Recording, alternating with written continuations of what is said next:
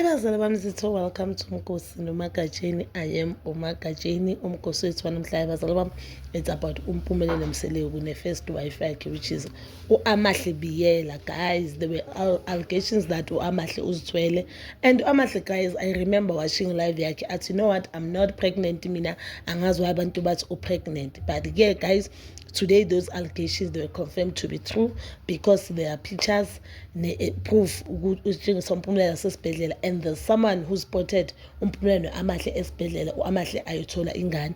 We do not know the gender of ingane yet, but I think we'll find the gender on the next season of Izingane's team, because I think currently they are shooting it is season 4 of Izingane's team. So guys, kuthiwa uAmahle utetele on government hospital. Just imagine. To Amahle ingane yakhe itholele government hospital, and we know that uThirelo bazalelwe private just because uThirelo uke washo ukuthi yena noSingabakho they are under medical aid kaMama Thirelo. So maybe that is the reason bona batholele ingane zabo a private hospital. I don't know where uvikazi uthole ingane zakhe kuphi, but I do know ukuthi uThirelo it was a private hospital. uAmahle kuthiwa utholele ingane yakhe a government hospital, and I've seen ama comment people, they were saying why baba Amahle angafaka uAmahle ku medical. Guys, ama medical abafani, medical aid abafani.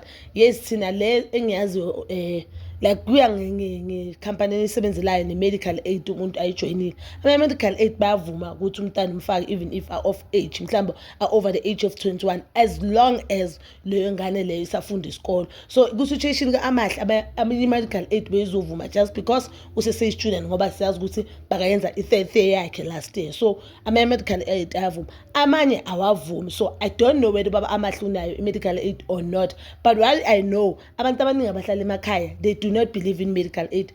Nje nami that's why that time Mseleku atrenda, I was one of the people who were understanding why Mseleku ngana medical aid. I for one, kunokuba nesikhathi la khona you do not see isidingo se-medical aid, because uthola ukuthi unengane na 10, leyo mntana akaze wagula. Even nayo wani makagula into ukuthi uthi chemist umtholela whatever iflunyana yawo yelanga, not even 2 days, yabo seka right. So abanye they do not believe in medical aid because medical aid don't imali, guys, but more than 3,000 medical aid. Just imagine paying 3 point something or 4K a month only for ukuthi umuntu azogula angazi nini. So uvela ubona ngathi ubhadala mahala. So I for one, mina I used to believe in savings up until ngibona isidingo sokubala isidingo se-medical aid komunye umuntu, you understand.